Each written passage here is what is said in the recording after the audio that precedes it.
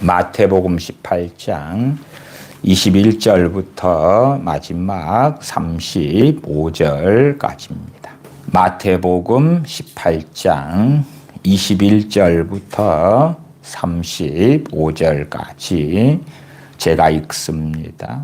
그때에 베드로가 나와 가로되 주여, 형제가 내게 죄를 범하면 몇 번이나 용서하여 주리이까? 7번까지 하오리이까? 예수님께서 가라사대 네게 이르노니 7번뿐 아니라 70번씩 7번이라도 할지니라. 이러므로 천국은 그 종들과 회개하려 하던 어떤 임금과 같으니, 회개할 때에 1만 달란트 빚진 자 하나를 데려오매 갚을 것이 없는지라 주인이 명하여 그 몸과 처와 자식들과 모든 소유를 다 팔아 갚게 하라 한데, 그 종이 엎드리어 절하며 가로되 내게 참으소서 다 갚으리이다 하거늘, 그 종의 주인이 불쌍히 여겨 놓아보내며 그 빚을 탕감하여 주었더니, 그 종이 나가서 제게 100데나리온 빚진 동관 하나를 만나 붙들어 목을 잡고 가로되 빚을 갚으라 하며, 그 동관이 엎드리어 간구하여 가로되 나를 참아주소서 갚으리이다 하되 허락하지 아니하고 이에 가서 저가 빚을 갚도록 옥에 가두거늘, 그 동관들이 그것을 보고 심히 민망하여 주인에게 가서 그 일을 다 고하니, 이에 주인이 저를 불러다가 말하되 악한 종아, 내가 빌기에 내가 네 빚을 전부 탕감하여 주었거늘 내가 너를 불쌍히 여김과 같이 너도 네 동관을 불쌍히 여김이 마땅치 아니하냐 하고, 주인이 노하여 그 빚을 다 갚도록 저를 옥졸들에게 붙이니라. 너희가 각각 중심으로 형제를 용서하지 아니하면 내 천부께서도 너희에게 이와 같이 하시리라. 아멘. 주님께서 어떤 분이신지와 어떠한 사람이 결과적으로 궁극적으로 구원을 받을 것인가, 어떠한 사람이 주님을 믿는 믿음을 통하여 진실로 하나님의 자녀 구원받은 주님의 백성으로 인정받을 것인가 하는 것은 결코 뗄래야 뗄 수 없는 진리가 되어집니다. 주님께서는 죄인들을 불러 구원하시려 이 땅에 오셨습니다. 그리고 주님께서는 구원에 대한 진리를 계속하여 증거하셨습니다. 그렇기 때문에 이 주님께서 증거하신 구원의 말씀, 주님께서 증거하신 진리에 해당되는 사람들이 구원받는다는 것을 계속하여 말씀하셨음에도 불구하고 많은 사람들은 주님의 그러한 말씀은 무시한 채 내가 주님을 영접하였다, 내가 주님을 믿었다, 주님의 십자가의 죽으심, 부활하심, 승천하심, 다시 오심을 나는 믿는다, 예수님께서 그리스도이시고 하나님의 아들이신 것을 내가 믿는다, 예수님께서 내 모든 죄를 담당하셔서 십자가에 죽으심을 나는 믿노라. 그러한 믿음을 통하여 나는 구원받는다. 또한 그렇게 구원받은 나는 이제는 구원의 문제에 있어서는 전혀 신경 쓸 필요가 없다. 구원은 보장되고야 말았다. 그렇게 착각하는 사람들이 정말 많이 있습니다. 진실로 그가 주님을 믿었다면 그의 이름은 생명책에 기록되었을 것이고 그는 거듭나서 천국 백성 하나님의 자녀들이 되었을 것입니다. 하나님의 은혜로 인하여 믿음으로 말미암아 구원을 얻는 것이지 행함으로 구원 얻는 것이 결코 아니기 때문에 어떠한 사람이 진실로 주님을 믿었다면 이러한 것은 당연히 맞고 옳습니다만은 문제는 그 다음의 내용이 틀렸다 하는 것입니다. 주님께서는 주님의 제자들에게 공생의 사역기간 내내 구원에 대하여 증거하고 계십니다. 또한 주님께서 계속하여 제자들에게 증거해 주신 구원에 대한 말씀들을 주님의 제자들, 주님의 사도들은 모든 믿는 사람들에게 증거해 왔다 하는 것입니다. 그러나 정말 많은 사람들이 구원을 등한히 여깁니다. 히브리서 말씀에 너희가 이 큰 구원을 등한히 여기면 어찌 피하리요. 공변된 봉 하나님의 진노를 피할 수가 없다 그럽니다. 그러나 마치 현 시대의 많은 부모들이 자녀를 양육하는데 자녀들의 행복을 위하여 양육하고 자녀들이 하고 싶은 일을 하도록 최대한 서포트하면서 재정적인 충분한 도움을 줄 수 없으면 엄마 아빠가 이것밖에 못 해줘서 미안해. 너희들이 행복하면 엄마 아빠는 만족해.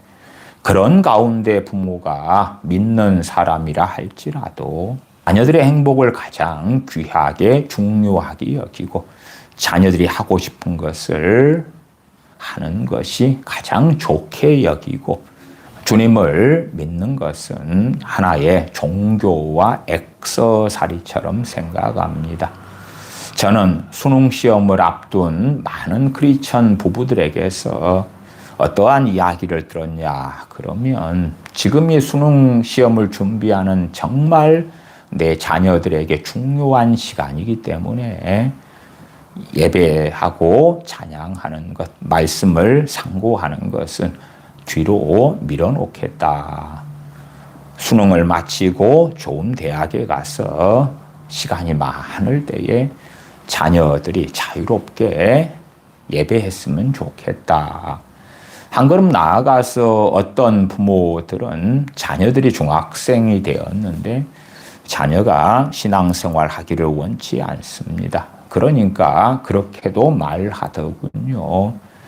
신앙생활 하는 것은 자유이기 때문에 자녀들이 하기 싫다니까 강요하지는 않을 거라. 자녀들이 나중에 청년이 되고 철이 들면 알아서 신앙생활을 하지 않겠는가. 나는 자녀들의 선택을 존중한다. 그러한 참 회개한 말이 안 되는 주장을 하는 부모들도 봅니다. 그런 것처럼 주님을 믿는 것, 주님을 섬기는 것은 단지 천국 가는 티켓 정도로만 여기는 많은 부모들. 또한 그러한 부모들이 단지 자녀들이 주님을 믿는다 하면 구원의 문제는 거기에서 끝난 것이니까 구원은 받게 된 것이고 영원한 천국이 보장된다고 믿기 때문에 주님을 믿는 것에서 끝나고 그 다음에는 자녀들이 원하는 삶, 자녀들이 추구하는 것, 욕망하는 것을 위하여 달려가는 것을 많은 크리스천 부모들은 좋아하더라. 그러한 것입니다. 이미 진실로 많은 크리스천 부모들이 스스로 미혹되어져 있다는 것을 증명하는 것이 되어집니다. 주님께서 죄인들을 위하여 생명을 내어주셨고 십자가에 죽으시고 부활하셨습니다. 그러나 주님의 십자가에서 죄값을 담당하신 것, 또한 주님의 의가 믿는 자들에게 의가 되는 것, 그것은 복음 안에서, 진리 안에서 이루어지는 것입니다. 내가 인류를 위하여 십자가에서 죽었기 때문에 단지 그냥 나를 믿는다고만 하면 다 구원받게 해주마. 그러한 그리스도가 결코 아니시다. 어떠한 사람들에게 주님께서 이루어 주신 구원이 해당될 것인가, 적용될 것인가 하는 것은 주님의 말씀을 듣고 상고하노라면 정말 명확하게 드러납니다. 또한 주님께서 계속하여 제자들에게 구원에 대하여, 또 구원에 대하여, 또 구원에 대하여, 또 누가 구원을 받는가, 나아가 누가 구원을 받았다가 구원을 상실하는가, 구원이 취소되고야 마는가 하는 말씀들을 듣노라면은 진실로 좁은 길이구나, 진실로 좁은 길이구나. 소위 말하면 100명이 대학에 들어가서 몇 명만 졸업하는 서구 유럽이나 미국에 어떠한 유수한 대학이 있다고 합시다. 미국의 어떠한 유수한 대학은 입학하기는 상대적으로 쉬워도 졸업하기는 매우 어렵다, 일컬어지는 대학들도 있다 그럽니다. 그런 식으로 주님을 믿는 사람이 100여 명이다. 100여 명이 주님을 믿은 다음에 그날에 다 죽는다면 100여 명 가운데 진실로 주님을 영접한 대부분의 사람들은 천국에 있는 것을 보게 될 것입니다만은 주님을 100여 명이 영접하고 믿었다 할 때에 그러면서 10년, 20년, 30년 혹은 그 이상의 삶을 살아갑니다. 요한계시록에서는 어떠한 자가 구원받느냐 할 때에 이기는 자, 승리하는 자가 구원받는다고 명확하게 나와 있습니다. 그러한 말씀 등은 요한계시록 2장, 3장 소아시아에게 하신 말씀에도 반복적으로 나와 있고 계시록 21장 등에서도 발견하게 됩니다. 이기는 자가 생명나무에 들어가고 이기는 자가 하나님의 나라 천국에 들어가고 패배하는 자, 지는 자들은 결코 구원받지 못하는 것입니다. 그렇기 때문에 많은 사람이 주님을 믿고 하나님의 자녀가 되지만 마치 초대교회가 타락하여 중세 로마 가톨릭 배교한 죽은 교회가 되는 것처럼 많은 사람들이 주님을 믿고 은혜를 받고 신앙생활을 시작했지만 마치 사울 왕이 타락하여 하나님을 배반한 것처럼 발람 선지자가 불의에 싹스를 쫓아갔고 그가 선지자가 아니라 술사로 인생을 마감하고 지옥에 떨어졌던 것처럼 그러한 비극적인 일들이 유감스럽게 많은 믿는 사람들에게 계속하여 벌어진다 하는 것입니다. 주님을 믿고 하나님의 자녀가 된 사람들이 멸망으로 인도하는 넓은 길로 걸어갈 때에 그의 종국은 영원한 멸망 지옥밖에는 기다리는 것이 없는 것입니다. 18장 21절 봅니다. 그때에 베드로가 나와 가로되 주여 형제가 내게 죄를 범하면 몇 번이나 용서하여 주리이까 7번까지 하오리이까. 형제가 내게 죄를 범하면 몇 번이나 용서할까요? 7번까지 하면 되겠습니까? 22절 예수님께서 가라사대 네게 이르노니 7번뿐 아니라 70번씩 7번이라도 할지니라. 용서에 대한 말씀을 하고 계십니다. 그러나 형제라고 일컫는 사람이 우리에게 죄를 범했는데 무조건 덮어라. 사랑은 허다한 허물을 덮느니라. 무조건 용서해라.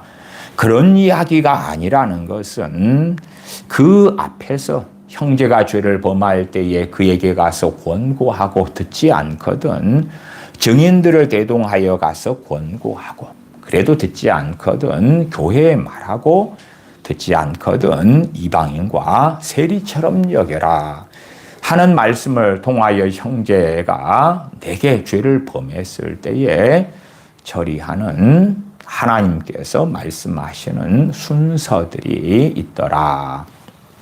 물론 아무것도 아닌 일을 가지고 심각한 것처럼 여기는 것에 대한 이야기는 전혀 해당되지 않습니다. 어떤 증인들을 대동하여서 자, 함께 이야기하십시다. 저 사람이 내게 이러한 잘못을 했는데요. 1명, 2명 혹은 2명, 3명의 증인들을 불러서 당신들이 증언을 해주세요. 그런데 그것이 정말 사소한 일이라면 증인들도 삶이 있고 증인들도 경중중요한 것인지 사소한 것인지를 분별하고 알지요. 별것 아닌 것 가지고 우리를 이리 오라. 그리고 증언해달라 그러면 정말 그 사람은 스스로 별 볼 일 없는 이상한 좁쌀 같은 사람인 것을 증명하는 것이죠. 마찬가지로 어떤 형제가 내게 죄를 범했다고 주장하는데 그러한 일이 정말 사소한 일이고 잘못을 정확하게 따지기 어려운 일이다. 그런데 전체 교인들을 모아가지고 교회 재판을 한다는 거예요. 그 정도가 되면 그 스스로 피해자라고 주장하는 어떤 사람이 정신분열을 가지고 있는 것을 이야기하는 것이 되죠.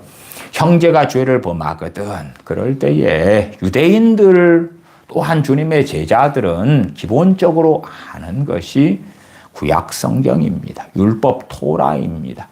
거기에서 형제가 죄를 범한 상황들에 대한 이야기가 나와 있죠. 예를 들어 지게표를 옮기지 말아라. 그런데 이웃에 사는 형제가 지게표를 옮겨버린다. 그 말이에요. 지게표라는 것은 내 땅이 여기만큼 돼 있고 당신 땅은 그쪽이고 그 땅을 경계로 해놓은 것을 몰래 옮겨가지고 저쪽 사람이 내 땅을 침범하면서 자기 땅이라고 주장하는 그러한 일들. 또한 내가 바쁜 일이 있어서 내 양을 맡겨놓고 내가 볼 일을 보러 갔는데 내 양을 훔쳐가지고 팔아먹었으면서 주장할 수 있는 거죠. 늑대가 와서 곰이 와서 잡아먹어버렸다. 그래서 나는 그에 대한 피해 보상을 할 의무가 없다. 이건 천재지변 같은 거다. 내가 잘 못 돌본 게 아니라 늑대가 와서 곰이 와서 잡아먹었기 때문에 그렇다. 그러면서 거짓말을 하고 이웃 형제의 재산을 갈취하는 그런 사건들. 그러한 다양한 사례들이 율법에 나와 있습니다. 그러한 것을 전제로 해가지고 이야기하는 거지 사소한 말다툼 그런 것 등을 가지고 혹은 실수로 지나가다가 상대방의 발을 밟았다. 혹은 상대방을 지나가다가 부딪혀서 밀치게 되었는데 그 사람이 커피를 마시는 중에 그 커피를 옷에 쏟았다. 그런 걸 가지고 증인들 나오세요. 교회 재판하십시다. 그러한 상황이 절대 아니죠. 그것은 사소한 일에 어리석게 목숨을 거는 것처럼 스스로 사랑이 없고 사람들을 정죄하기 좋아하는 완악한 사람인 것을 인정하는 일이 될 것입니다. 명확하게 피해자, 가해자가 있는 사안이고 그 가운데 용납하고 사랑으로 덮고 지나갈 만한 그러한 가벼운 이야기가 아닌 사례들에 대한 이야기입니다. 베드로 사도가 주여 형제가 내게 죄를 범하면 몇 번이나 용서하여 주리이까. 형제라 그 말은 육신의 형제가 아니라 주 안에서 믿음의 형제, 하나님의 백성, 하나님의 가족 가운데서의 형제를 이야기합니다. 그럼의 전제는 구원받은 하나님의 백성이다. 상대방이 구원받은 하나님의 백성이다는 이야기입니다. 그리고 구원이 상실되어지는 이야기를 주님께서는 그 뒤에 1만 달란트 비유를 통하여 말씀하고 계십니다. 22절에 예수님께서 가라사대 네게 이르노니 7번뿐 아니라 70번씩 7번이라도 할지니라. 상대방이 사소하지 않은 잘못, 죄를 내게 범했다. 죄를 내게 범했다. 그런데 그냥 덮어놓고 70번씩 7번이라도 용서해라. 주님 말씀하고 계신 게 아닙니다. 주님과 베드로 사도의 대화 가운데 주님이나 베드로 사도나 명확하게 인지하고 인식하고 알고 있는 상식이 있습니다. 상식이. 물론 몰상식한 우리들이라면 그 상식 전제가 없기 때문에 충분히 오해하고 왜곡할 수는 있을 것입니다. 그 상식은 뭐냐? 그러면 누가복음 17장 4절에가 나와 있습니다. 누가복음 17장 4절을 제가 읽어드리겠습니다. 만일 하루 7번이라도 네게 죄를 얻고 7번 네게 돌아와 내가 회개하노라 하거든 너는 용서하라 하시더라. 전제가 무엇입니까? 네에게 돌아와서 네게 죄를 지은 다음에 7번 너에게 돌아와서 내가 회개하노라 한다 그 말이에요. 물론 내가 회개하노라 한다고 해서 그 사람이 단순하게 재산상의 손실과 피해를 입힌 경우가 아니고 말로 죄를 지었다면 충분히 내가 회개하노라 하고 용서하고 지나갈 수가 있을 거고, 상대방이 극단적으로 나를 다쳐서 병원에 4주 진단받고 입원하게 만들었는데 병원비, 치료비 등을 주지 않으면서 말로만 내가 잘못했다, 내가 회개하노라, 됐지? 내가 회개한다 했으니까 누가복음 17장 4절이나 마태복음 18장 말씀에 따라서 너는 용서해야 돼. 용서해야 돼. 그런 이야기가 결코 아니다 그 말이에요. 그렇기 때문에 주님께서나 사도 베드로나 주님의 제자들이 가지고 있는 명확한 상식은 뭐냐 그러면 죄를 범한 형제가 돌아와서 내가 회개하노라. 최소한 사람들이 볼 때에 진정성 있는 회개, 진정성 있는 사죄를 하는 것을 전제로 하는 것입니다. 물론 그 뱃속이야 어떻게 다 알겠습니까? 그러나 주님께서는 22절에 이러한 누가복음 17장 4절의 전제 가운데서 하시는 말씀이 내게 이르노니 7번뿐 아니라 70번씩 7번이라도 할지니라 말씀하는 것입니다. 형제가 회개하노라 하는데 용서하지 않는 삶을 산다. 오히려 저는 매우 강팍한 사람들이, 한 걸음 나아가서 악한 사람들이, 그리고 세상 사람들에 대한 이야기가 아니고 그 강팍한 사람, 악한 사람들이 크리스천일 경우에 대한 이야기를 합니다. 어떠한 강팍하고 악한데 스스로 크리스천인 어떤 사람들이 자기가 피해를 당한 것도 아닌데 상대방에 대하여 모함하면서 자신이 피해자라고 코스프레하는 일들을 많이 보기도 했습니다. 그런 사람들은 스스로 굉장히 악한 것을 증명하지요. 그리고 자신이 피해자가 아닌데도 혹은 쌍방과실인데 자기가 상대방에게 잘못한 것은 없는 것처럼 덮어버리고 상대방이 자신에게 잘못한 것만 존재하고 그것을 마치 뻥튀기를 하는 것처럼 부풀려 가지고 그 사람 스스로 자기를 속여서 나는 저 사람에게서 심각한 해를 받았다고 주장하는 사람들도 보았습니다. 그런 사람들이 이런 말씀을 읽으면서 저 사람들은 왜 내게 와서 회개하노라 하지 않는가? 또한 저 사람들이 잘못을 내게 범했는데 내가 가서 너 잘못했잖아 라고 권면했는데 안 들었어. 그리고 자신이 이간질한 사람들을 증인으로 삼아서 저 사람이 내게 이렇게 잘못했는데 저 사람이 진실로 회개하지 않아. 그러한 악한 자들도 교회 안에 많은 것이 사실입니다. 그래서 피해자와 가해자가 뒤죽박죽 되어져 있어요. 뒤죽박죽. 교회 안에서도 많은 믿는 자라 하는 사람들이 쌍방의 문제고 가해자와 피해자가 명확하지 않은 문제이고 심지어는 내가 상대방에게 어떤 피해를 당했는데 그 일이 너무나 사소한 일이에요. 너무나 사소한 일.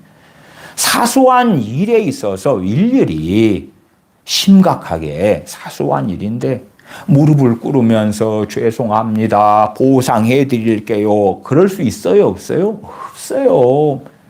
우리 누구나가 다 사소한 잘못들은 매일 수없이 짓고 삽니다. 그런 사소한 일에 대하여 내가 심각하게 생각해서 내가 이런 일을 당신에게 했어요. 죄송해요. 그러한 사안들로 형제가 네게 죄를 범하거든 가서 그에게 권고해라. 그런 말씀들하고는 상관이 없어요.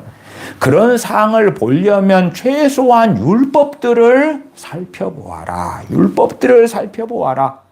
율법들의 과거의 시대에 해당되는 여러 사례들이 있고 그 사례들을 가지고 현 시대에는 어떠한 사례들로 적용될 것인가 그것을 살펴봐야 되겠지요. 그렇지 사소한 말다툼을 가지고 혹은 쌍방과실을 가지고 아니면 접촉사고가 났는데 60대 40 그런 것을 가지고 내 과실은 40이고 상대방 과실은 60이니까 거기에서 당신은 나보다 20%를 더 잘못했어. 당신이 내게 빌어야 돼. 배상해야 돼. 그것도 배상액을 10배로 부풀려가지고 해야 돼. 그렇다면 이미 그 사람은 매우 완악한 사람이 되어질 겁니다. 사소한 일들마다 용서하고 혹은 회개하고 그런 문제가 아닌 거예요. 물론 이 영적 세계의 실체를 좀 경험하는 사람이라면 저 사람과 내 사이에 벌어진 일은 사소한 일인데 잘못 걸려서 저 사람에게나 내게 역사하는 더러운 귀신들이 발작을 해가지고 공격해 올 수가 있어요. 그러면 어리석은 사람들은 영적 소경이 되니까 명확하게 저 사람과 나 사이에 얼마 전에 벌어졌던 일은 사소한 일인데 자기가 지금 겪는 건 그것 때문에 큰 번민과 고통을 당하거든요. 무엇 때문에요? 더러운 귀신 때문에. 더러운 귀신에게 틈을 주었기 때문에. 그런데 영적인 소경인 사람은 저 사람이 내게 심각한 잘못을 했기 때문에 내게 이렇게 분노가 나고 억울하고 자려고 해도 생각이 나고 저 사람이 했던 말이 맴돌고 그런 사람들도 있어요. 제가 영적 전쟁에 대한 설교들을 하면서 그런 더러운 귀신들, 원수 마귀의 공격의 양상들에 대해서는 자세히 설명했어요. 더러운 귀신의 공격을 많이 받는 사람들은요, 상대방과의 사소한 말다툼만 있어도 더러운 귀신들이 틈을 가지고 공격을 해요.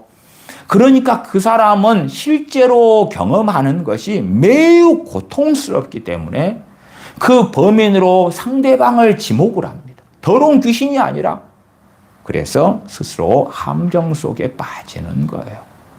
그건 더러운 귀신과 주님의 이름으로 싸워야 되는 문제지.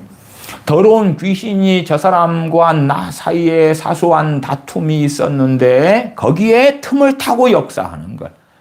저 사람이 내게 심각한 잘못을 했기 때문에 내게 이러한 고통이 오고 원한이 생기고 한이 생기고 분노와 적개심이 일어나고 잠이 안 올 정도로 그것 때문에 고통스럽고 그런 사람들도 자주 있어 옵니다. 저는 그러한 사람들이 제게 하는 상담도 많이 받았어요. 그럴 때는 영적 전쟁의 상황을 설명해 드리곤 했습니다. 그러나 영적인 소경이 되면 사람과 사람 사이의 일만으로 생각하는 거예요. 그런 사람들은 에베소 6장의 말씀에 대하여 제대로 알지 못하는 거예요. 우리의 씨름은 혈과 육에 대한 것이 아니요 정사와 권세와 이 어두움의 세상 주관자들과 하늘에 있는 악의 영들에게 대함이라. 이해하지 못하고 단지 사람과 사람 사이의 일만으로 생각하고 그러한 일들을 통하여 더러운 귀신들이 틈타서 역사하는 걸 알지 못하더라. 22절에 주님께서는 네게 이르노니 7번뿐 아니라 70번씩 7번이라도 할지니라. 무엇을요? 용서를. 베드로 사도가 주여 형제가 내게 죄를 범하면 몇 번이나 용서하여 주리까? 70번씩 7번이라도 용서해라. 전제는 누가복음 17장 4절에 있다고 말씀드렸습니다. 형제가 죄를 지은 다음에 내게 돌아와서 내가 회개하노라 했을 때라 말씀을 드렸어요. 용서하지 않는 사람은 결국 구원받지 못한다고 주님 말씀하신 1만 달란트의 비유가 그 다음에 나와 있습니다. 구원받은 사람이 용서하지 않음으로 구원에서 떨어져 나가는 거예요. 용서하지 않는 죄 얼마나 심각한지 모릅니다. 용서와 구원에 대하여 뗄래야 뗄 수가 없는데 그걸 알지를 못하는 거예요. 알지를 못해. 정말 많은 사람들이 용서하지 않고 원한을 점점점 쌓아가는 거예요. 증오를 점점점 쌓아가는 거예요. 귀신에 많은 고통, 공격을 받는 사람들이 넋이 나가버린 사람은 별로 없어요. 다 정상적인 삶을 삽니다. 직장 생활도 하고 자녀를 키우고 가정 생활도 하고. 그러나 그럼에도 더러운 귀신들 때문에 평상시에 많은 영역에서 고통을 받으니까 도와달라고 온단 말이에요. 그러면 가장 먼저 다룰 수밖에 없는 문제가 뭐냐 그러면 용서에 대한 문제였어요. 왜? 용서하지 않음으로 그 사람과 주님은 이미 등을 돌리게 되었고 주님께 그가 하는 기도가 상달되지 않게 되었고 하나님의 은혜가 그에게서 떠나게 되었고 성령님의 도우심이 그에게 없게 되었거든요. 그러니까 더러운 귀신의 공격과 역사는 점점점 강해져 왔던 거예요. 그런데 그렇게 용서하지 않고 사는 믿는 사람들이 수십 년 신앙생활을 해왔다고 하면서도 주님께서 말씀하신 용서와 구원의 직접적인 관계에 대하여 알지 못하더라는 거예요. 자신이 어떤 사람들을 미워하고 증오하고 적개심을 가지고 원한을 가지고 살아가면서도 하나님께서 또한 우리 주님께서 자기를 어여삐 여겨주시고 자신이 죽을 때 되면 자기는 천국에 들어갈 걸로 믿고 있더라 하는 것이에요. 시간이 지나면 지날수록 그가 미워하는 사람은 많아져 가고 그가 증오하는 사람, 원한을 가진 사람은 많아져 가는 많은 크리스천들을 보았어요.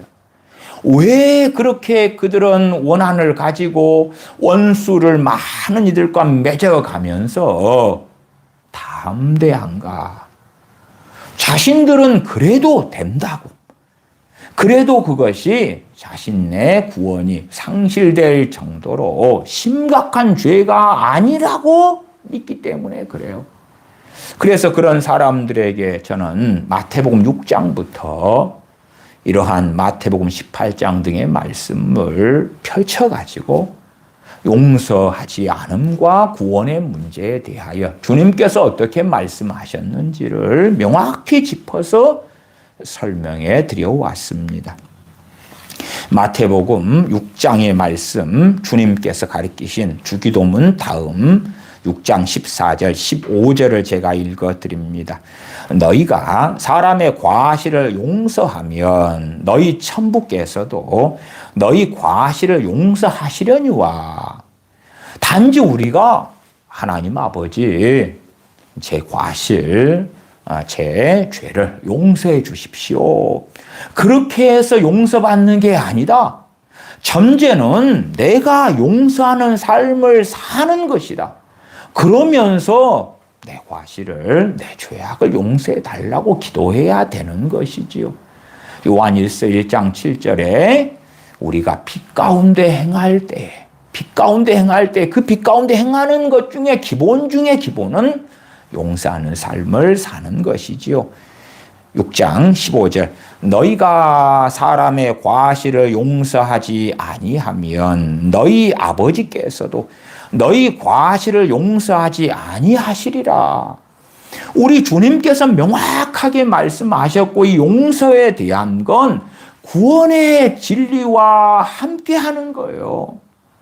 나는 예수님 믿어요. 그러나 용서하는 삶은 살지 않을 거예요. 점점점 원수 맺는 사람들이 많아지게 할 거예요. 그래도 괜찮아요. 주님께서는 불법을 행하는 자들아 나를 떠나가라. 내가 너희를 도무지 알지 못하노라. 그런 자들에 대하여 하게 될 것이다. 그런 사람들은 열매 맺지 않는 자들이고 그런 자들이 서로 주님을 영접하고 믿었다 할지라도 알곡이 아니라 쭉정이에 불과한 사람들. 맛을 잃은 소금이고 불빛이 꺼진 등불에 불과한 사람들이 되어진다. 소금이 맛을 잃으면 버려져서 사람에게 밟힐 뿐이다. 주님께서는 용서하지 않는 사람에 대하여 너희 아버지께서도 너희 과실을 용서하지 아니하시리라. 너희 아버지라고 하나님 아버지를 소개하시는 것은 어떻게 될 때에 하나님께서 우리의 아버지가 됩니까?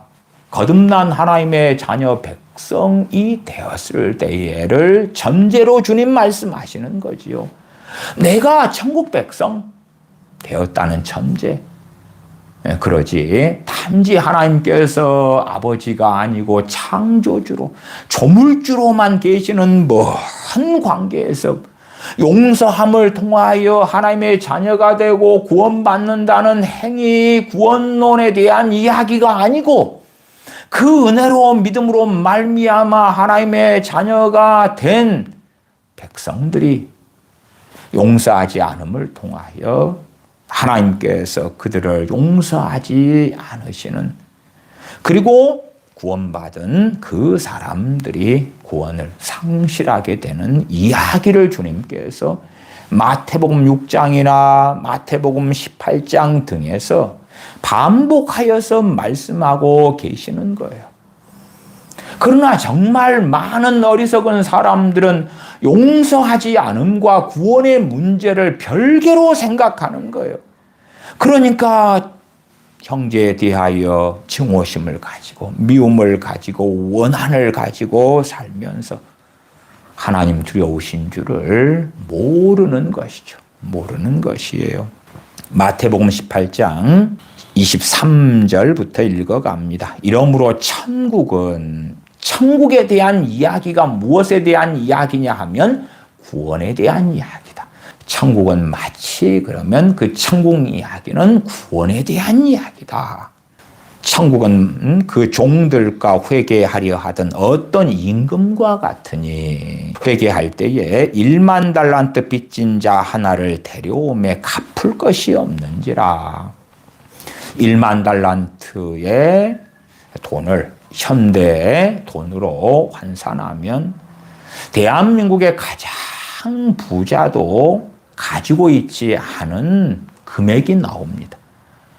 물론 뭐 그렇게 일일이 금 한 달란트가 몇 킬로고 그것이 현재 얼마고 이렇게 따질 필요도 없이 솔로몬 왕국 때 솔로몬 때 은이 길바닥에 흔한 돌멩이처럼 되었을 때에 1년의 세금이 666달란트였어요. 1년에 국가가 거두어 드리는 세금이 그거밖에 안 되는데 1만 달란트는 어떤 돈이냐 말하자면 전혀 갚을 수 없는 1000년을 산들 만년을 산들 갚을 수 없는 돈이다. 그것처럼 우리는 스스로 괜찮은 사람이라고 착각할지 몰라도 우리가 지은 죄로 인하여 하나님 앞에 그 죄값을 치루어야 되는데 영원토록 갚을 수 없는 거다 그 말. 영원토록 갚을 수 없다. 구원에 있어서는 실상은 두 가지가 필요합니다. 하나는 우리의 죄값이 지불되어져야 됩니다. 그래서 죄값이 지불된 것, 그것을 죄사함을 얻는다 그러는 것입니다. 죄사함을 얻었다 해서 천국에 가는 건 아닙니다. 왜요? 천국에 가려면 의가 있어야 되거든요. 의가 있어야 돼. 그러니까 우리가 빚이 있다고 합시다. 빚을 다 갚는다고 강남 아파트에 들어가게 됩니까? 아니잖아요.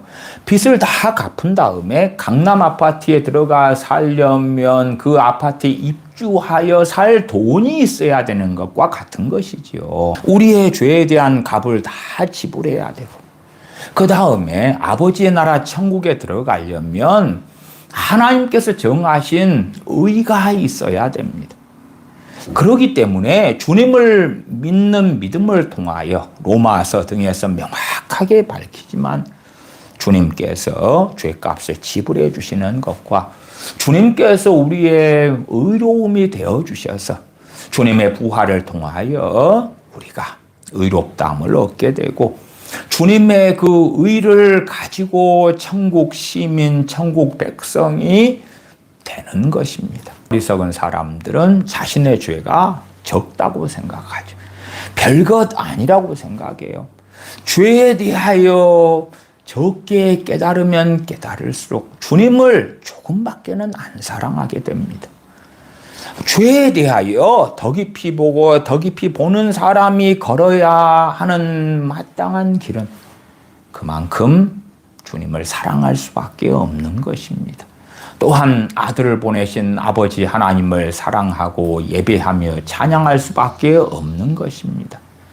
왜 많은 사람들이 주님을 들러리로 만들고 주님을 찾지 않고 사랑하지 않는가 할 때에 자신은 마치 주님이 없어도 되는 분이냐 혹은 자신은 정말 주님께서 십자가에 달리셔서 피를 흘리셨을 때에 조금만 값을 지불해 주셔도 천국 갈 자가 될 수 있는 양 망상을 가지기 때문에 그러기도 하다. 24절 회개할 때에 1만 달란트 빚진 자 하나를 데려오매 갚을 것이 없는지라. 갚을 수 없어요. 우리가 다 이 1만 달란트 빚진 자에 해당됩니다. 주인이 명하여 그 그 몸과 처와 자식들과 모든 소유를 다 팔아 갚게 하라 한데, 그러나 그 몸을 다 팔아도 처와 자식들과 모든 소유를 다 팔아도 1만 달란트를 갚을 수 있습니까? 없습니까? 못 갚습니다. 못 갚아요. 26절, 그 종이 엎드려 절하며 가로되 내게 참으소서, 다 갚으리이다. 사실은 말이 안 되는 거죠. 그만큼 절박한 것이니까 갚을 수도 없는데 다 갚으리이다 하는 것입니다. 27절, 그 종의 주인이 불쌍히 여겨 그래서 은혜로 얻는 구원이다. 그 말이, 그 주인이, 그 종의 주인이 불쌍히 여겨. 종과 주인의 관계라는 것을 반드시 기억해야 됩니다. 주인은 1만 달란트를 탕감시켰다가 다 다시 무효로 만드실 수 있는 분입니다. 사람들은 구원이 취소될 수 있다는 것을 받아들이지 않으려고 그래요. 저는 그런 사람들을 볼 때에, 야, 어떻게 저렇게 뭘 상식할까, 뭘 지각할까, 그럽니다. 예를 들어, 어떤 분들이 이단에 빠진 자신의 가족들 때문에 제게 상담을 하십니다. 그러면 이야기를 자세히 들어보노라면, 이단에 빠진 그 가족이 전에 예수님도 믿었고 성령 충만도 받았을 때가 있고 그랬더라, 그 말이. 막 찬양하고 기도하면 눈물을 흘리고, 그러다가 신천지로 빠지고, 그러다가 구원파로 빠지고, 그러다가 몰몬교로 빠지고 안식교로 빠졌어요. 그 이단에 빠진 가족을 둔 사람들은 알아요. 아, 내 가족이 전에는 정말 주님 믿은 사람이구나, 거듭난 사람이구나. 그러나 이단에 빠졌으니까 주님하고는 상관없이 되었구나. 그렇기 때문에 저 같은 목회자에게 상의를 하는 거잖아요. 그러나 그러면서도 한 번 구원은 영원하다고 믿는 자들이 있어요. 그러면 그건 무슨 말입니까? 이단에 빠져도 천국 가. 로마 가톨릭에 들어가도, 정교에 들어가도, 몰몬교에 들어가도, 여호와의 증인이 돼도, 신천지로 빠져도 천국 가. 그건 얼마나 헛된 정신 나간 믿음인가 하는 것입니다. 실제로 그런 사례들을 경험하지 않은 사람들이 뜬구름 잡는 소리로, 야, 누가 이단에 빠졌어, 그러면 저 사람은 거듭나지 않았기 때문에 빠진 사람이야, 그런 자들이 있어요. 그런 사람은 현실 세계에서 객관적으로 많은 것들을 접해보지 않았기 때문에 망상을 하는 것입니다. 저는 신학 박사학위를 받은 신학교 교수님들 가운데 탁상 공론으로 신앙생활을 하고 신학교 강단에 서서 논문을 쓰고 학생들을 가르치는 분들 가운데 그런 주장을 하는 분들을 여러 만났어요. 어떤 사람이 주님을 배신하고 떠나간 이들에 대하여 저 사람들이 주님을 영접하지 않고 거듭나지 않았기 때문에 떠나간 거야. 정말 주님을 믿었다면 그는 떠나가지 않게 되는 거야. 정말 주님을 믿었다면 주님을 부인할 수 없게 되는 거야. 마치 그렇게 프로그램 되는 것처럼 그런 주장을 하더라, 그 말이에요. 저는 그런 사람들이 주님을 등지고 떠나간 사람들의 과거의 신앙, 과거의 믿음 생활에 대하여 모르니까, 무지하니까 그 소리를 하는 거예요. 최소한 현 시대에 많은 부모들은 알아요. 많은 부모들이 자녀들과 살면서 자녀들이 초등학생 때, 중학생 때, 고등학생 때 주님을 믿어요. 그리고 은혜를 받아요. 찬양해요. 그러다가 20대가 돼가지고 주님을 등지고 떠날 때에, 아, 내 자녀가 어느 때에 주님을 믿었었는데, 거듭났었는데, 그걸 인지하잖아요. 인지해. 그러나 지금은 세상 사람이 되었네. 지금은 무신론자가 되었네. 그걸 알잖아요. 물론 어떤 자녀들은 종교인으로 부모 품 안에서 예배당에 출입한 자녀들도 있겠지만, 그런 자녀들은 부모가 알지요. 아, 품 안에 있을 때에 주님을 믿지 않은 채로, 거듭나지 않은 채로 예배당에 다녔구나. 그걸 알지요, 많은. 그러나 어떤 자녀들은 명확하게 거듭났었구나. 주님을 믿었구나. 그러나 주님을 떠나는구나. 알아요. 그것은 무엇을 정확하게 말씀 외에라도 증명하는 것입니까? 구원이 상실되는 것을 이야기하는 거예요. 구원이 취소되는 거예요. 그 자녀가 예수님을 믿고 영접한 다음에 주님을 등지고 떠나서 무신론자가 되었는데도 어떻게 그 자녀 이름이 생명책에 기록되어 있겠는가? 그럴 수 없는 거죠. 그럴 수 없어요. 무수히 많이 주님을 등지고 배교하는 많은 일들을 본다 그 말이. 그래서 주님께서는 나중까지 견디는 자가 구원을 얻을 것이라고 말씀하는 것이지, 한번 나를 믿잖아, 영접하잖아, 그러면 성도의 견인, 성도의 궁극적 구원 교리에 따라서 성도의 인내할 수 있도록 하나님께서 그의 믿음을 지켜주시고 보호해주시고, 그래서 그는 반드시 천국 가게 될 거야. 심지어는 그가 현재는 주님을 등지고 무신론자가 되었지만 그가 죽기 전에 다시 돌아오게 하실 거야. 왜? 그의 이름이 생명책에 기록되어 있으니까. 그런 걸 성경에 없는 그런 것을 믿는 사람들은 이미 스스로 소경되었음을 인정하는 것이지요. 27절, 그 종의 주인이 불쌍히 여겨 놓아 보내며 그 빚을 탕감하여 주었더니 그 종이 나가서, 그 종은 그 빚을 탕감받습니다. 주인께서 불쌍히 여기셨기 때문에. 28절, 그 종이 나가서 제게 100데나리온 빚진 동관 하나를 만나 붙들어 목을 잡고 가로되 빚을 갚으라. 100데나리온은 매우 현실적인 돈이고 금액입니다. 100일의 노동자의 품삯이니까요. 한 데나리온이 하루 노동자 품삯입니다. 그러면 100일을 일한 돈, 보통 한 4달 정도 급여가 될 것입니다. 25일, 25일, 25일, 25일 이렇게 하면 4달 정도 부지런히 모은 돈. 한 달에 한 300만 원을 번다 그러면 4달이면 1200만 원. 한 달에 200 정도 번다 그러면 800만 원. 이런 식의 돈이 되죠. 1000여만 원 이렇게 현실적으로 빌린 동료를 만났는데 그 동료의 목을 잡는다. 멱살을 잡아요. 멱살을 잡아. 그리고 빚을 갚으라 그럽니다.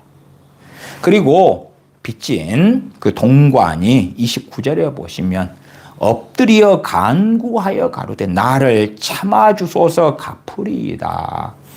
1만 달란트 빚진 자는 갚으리이다 하지만 그건 불가능한 이야기였고, 100데나리온 빚진 자가 갚으리이다 하는 것은 몇 달 돈을 벌면 갚을 수 있으니까 갚으리다 하는 것은 지극히 현실적인 이야기였습니다. 한 1000여만 원 이렇게 빚진 사람이 엎드려 간구를 하죠. 그렇지, 뻔뻔하게 배째라 그렇게 안 하죠. 그러니까 내게 죄를 지은 형제가 내게 돌아와서 내가 회개하노라 하고 진정성 있게 하는 것과 같은 이야기예요. 내게 심각한 죄, 잘못을 저지른 사람이 회개하지 않고 돌이키지 않고 그런 상황에 대한 이야기가 아닌 거죠. 그냥 막무가내로 나는 심각한 해를 당했는데 용서해줘야 돼, 그런 이야기가 1만 달란트 비유 가운데 있지 않아요. 100데나리온 빚진 친구, 동관, 동료가 엎드려서 갚겠다고 참아달라고 빌지요. 정말 간절하게 비는 거예요. 동료가 아닌 남이라도 이렇게 간절히 빈다면 시간 유예를 해줄 수 있겠죠. 주님께서는 너가 1만 달란트 탕감 받았으니까 100데나리온쯤은 안 받아도 되잖아. 그러한 높은 기준을 제시하신 게 아니다 그 말이에요. 그런 이야기는 없어요. 빚진 동료 하나가 강구하여 가로되 나를 참아주소서 갚으리이다. 그렇게 빌었다. 그리고 30절에 허락하지 아니하고 말미를 달라는데 허락 안 하고 이에 가서 저가 빚을 갚도록 옥에 가두거늘 집안의 가장을 감옥에 가두어 버리는 거예요. 자신은 평생 나아가 영원토록 갚을 수 없는 1만 달란트를 주인께서 불쌍히 여기셔서 탕감해 주었는데 자기는 100데나리온을 탕감해야 된다는 이야기가 아니고 빚진 동관이 말미를 달라고 참아달라고 기다려달라고 빈 상황에서 감옥에 넣어버린 것이다. 그 말이에요. 31절 그 동관들이 그것을 보고 심히 민망하여 누구나가 공감할 수 있는 상황이 되는 거예요. 심히 민망한 거예요. 심히 민망해. 왜? 저 사람이 얼마 전에 주인에게 빚진 1만 달란트를 탕감받은 걸 다 아는데 100데나리온 때문에 빚진 동관을 감옥에 가둬버리는 그 강팍함이란 얼마나 심각한 일인가. 심히 민망하여 주인에게 가서 그 일을 다 고하니 어리석은 사람은 하나님 한 번 내게 구원을 주셨으면 이제 그 구원은 내 것이지요. 한 번 내게 천국 백성이 되도록 허락했으면 내 것이지요. 그것을 이런저런 이유 때문에 취소시키는 것은 틀립니다. 이미 천국 티켓은 나는 땄어요. 천국은 이미 내가 가게 결정된 것이에요. 그런데 하나님 관여하지 마세요. 간섭하지 마세요. 그러면 하나님은 사랑이 없는 분이고 하나님은 정말 속이 좁은 분이고 나한테 천국을 약속해 주셨는데 그걸 취소하는 것은 하나님은 거짓말쟁이가 되는 거예요 하는 자기만의 망상적인 레퍼토리를 가질런지 몰라도 전능하신 아버지 하나님께서는 구원을 취소시킬 수 있는 거예요. 또한 용서하지 않음을 통해서 구원을 취소하시는 정말 많은 사례들이 있어 왔어요. 제가 2004년에 교회를 개척했을 때에 개척 멤버 가정이 있었어요. 그 가운데 한 여집사님이 몇 년간 신앙생활 하다가 자신의 남편에 대한 증오심을 그렇게 가졌어요. 그 남편은 과거에 자기를 사랑하지도 않았고 다른 여자하고 살림을 차려서 나갔고 그러한 남편에 대하여 온갖 증오심을 가지고 심지어는 죽어가면서도 내가 내 아들들에게 니를 죽여버리게 하겠다고 소리를 지른 사람이에요. 그런 상황 속에서 그 여집사님이 돌아가셨다면 그 여집사님은 지옥입니다. 지옥이에요. 그러나 감사하게 다행스럽게도 그러한 부분을 가지고 다시금 책망하고 회개하도록 권고하고 그래서 돌아가시기 전에 다시 회개하고 돌이켜서 부끄러운 구원이라도 받지 않았는가 그렇게 생각을 합니다.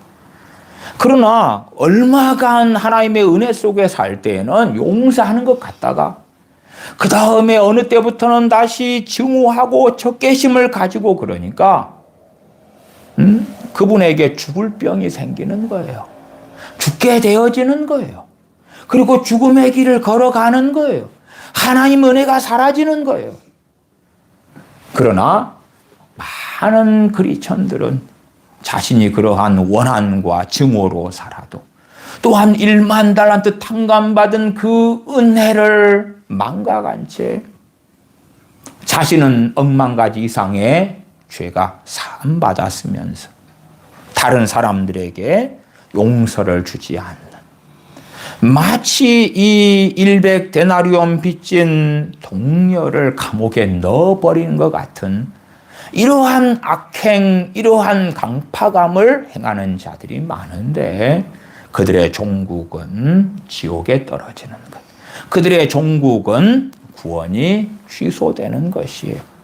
주님께서는 계속하여 구원에 대하여 말씀하시는 것은 주님의 십자가의 죽으심이 있고 부활이 있어도 그 죽으심과 부활을 믿는다고 많은 사람들이 주장해도 주님의 죽으심과 부활의 권능과 그 효력이 누구에게 미칠 것인가?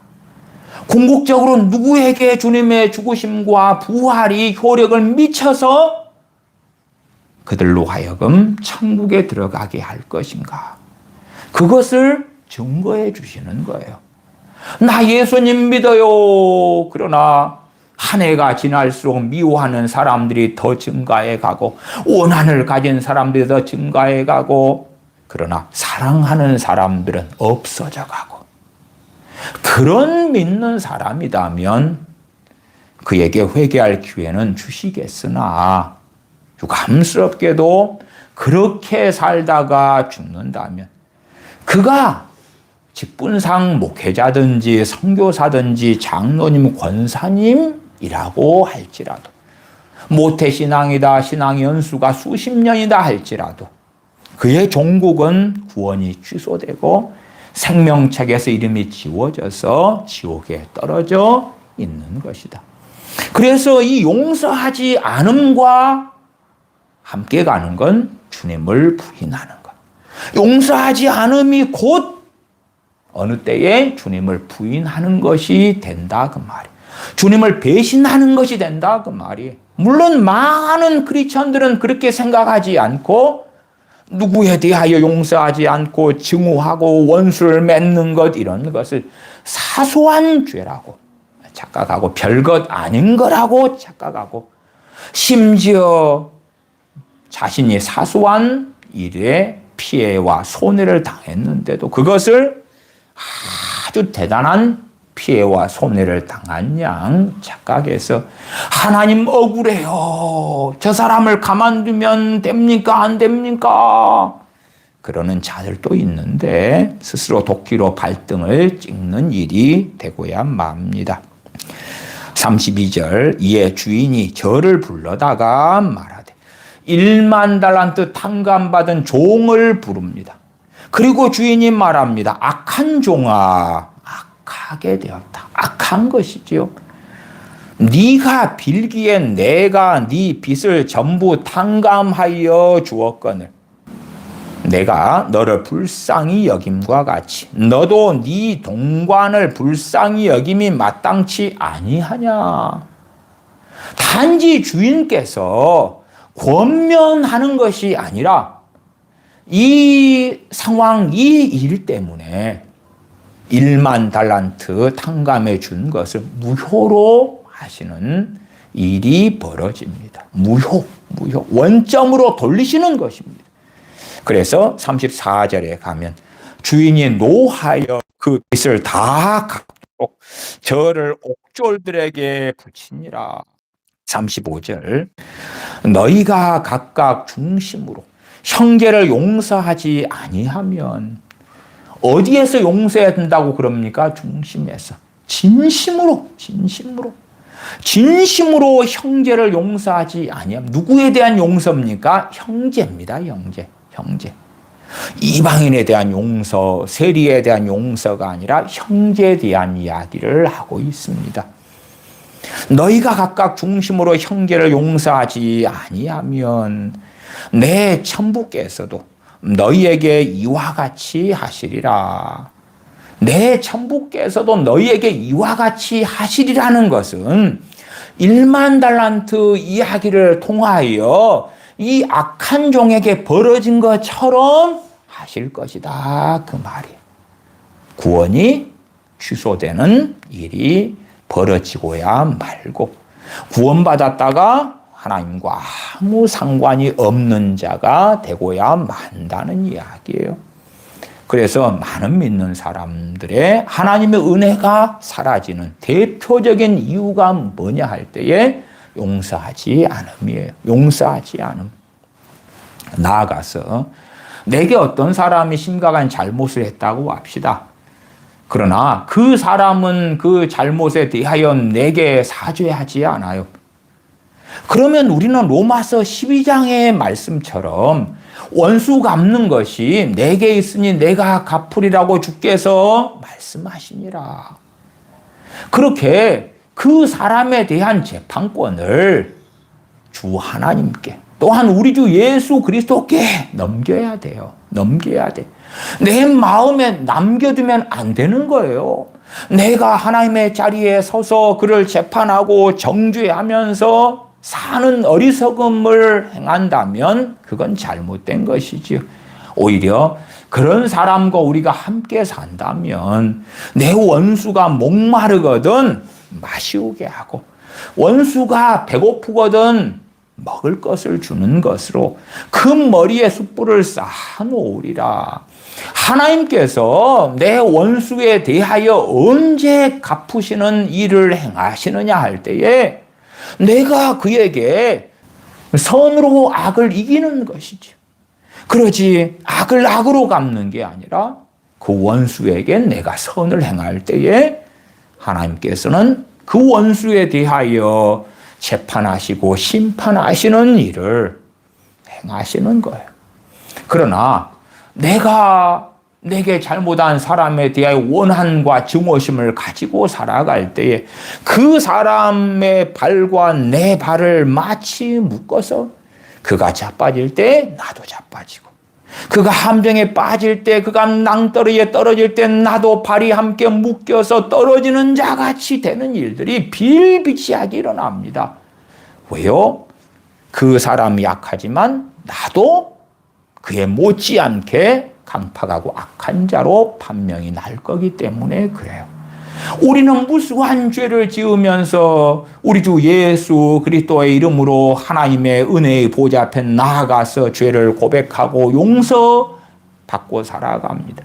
또한 용서받기를 원하고 원하면서도 나는 다른 사람들에 대하여 증오심과 미움과 원한을 가지고 살아간다면 우리는 스스로 어리석은 사람, 스스로 위선자인 것을 증명하는 것이 되고야 말죠. 그래서 최소한 이 마태복음 18장에 형제가 죄를 범한 다음에 와서 회개하노라. 또한 이 100데나리온 빚진 동관이 엎드려 간구하여 가로되 나를 참아주소서 갚으리이다는 지극히 정상적인 상황에서 우리도 불쌍히 여기고 자비를 베풀어야 된다. 그러나 상대방이 그렇게 하지 않을 때에 그에 대한 재판은 하나님께 맡겨드리고 그 사람에 대한 원한과 증오심을 가지고 사는 것 자체가 하나님 앞에서 전혀 합당하지 않은 것입니다. 왜요? 강팍한 악인들, 어리석은 사람들, 그런 사람들처럼 우리도 그렇게 살아왔기 때문에 그렇습니다. 우리도 그러한 어리석음과 완악함과 죄악으로 살아왔기 때문에 그래요. 그러면 우리도 주님의 나를 사랑하시는 그 은혜로 인하여 오히려 죄가 다른 사람의 죄를 볼 때에 우리를 용서하신 그 은혜에 대하여 찬양하고 감사하고 노래하면서 더 기도와 예배와 찬양의 자리로 오히려 나아감이 마땅한 것입니다. 하나님께서 그 은혜와 자비와 사랑으로 나를 불러주지 아니하셨다면 나도 우리도 저런 강팍한 사람들과 동일한 자리에 심지어 더 강팍한 자의 자리에 있었을 것이에요. 그러나 우리를 불러주신 그 큰 은혜로 인하여 하나님의 자녀가 되었음에 내게 잘못한 사람들이 잘못을 깨닫고 회개하노라 하지 않을지언정 또한 내가 저 사람을 용서한다 해서 하나님의 용서가 있지도 않고 악한 사람들을 용서한다는 것은 그와 화해하고 동료가 되는 이야기하고는 전혀 다른 이야기죠. 다른 이야기. 똥통이 있는데 내가 똥통을 사랑해서 그 안에 들어가서 헤엄치고 먹고 마시는 것 말이 안 되는 거잖아요. 성경에도 그리스도의 교훈을 가지지 않은 자들하고는 인사도 하지 말고 먹지도 말고 마시도 말고 집에 들이지도 말라고 이야기하죠. 그런 것처럼 어떻게 우리 믿는 사람들이 거룩한 삶을 사느냐, 의로운 삶을 살아갈 수 있느냐 하는 다양한 말씀을 성경에서는 하고 계십니다. 기도하겠습니다. 아버지 하나님, 저희가 용서를 배우는 사람들이 되기를 원합니다. 저희가 어리석고 완악한 사람들이 되어져서 얼마나 우리가 하나님 앞에 또한 주님 앞에 범죄하고 살아왔는지를 잊어버리면서 다른 사람들이 우리에게 잘못한 일들에 대하여서는 오히려 더 과장해서 원한과 증오심을 가지는 완악한 자리에 서지 않게 도와주시옵소서. 긍휼을 배우고 사랑을 배우고 오히려 하나님의 그 은혜로우심과 자비하심처럼 저희도 자비로운 자의 삶을 살게 하여 주시옵소서.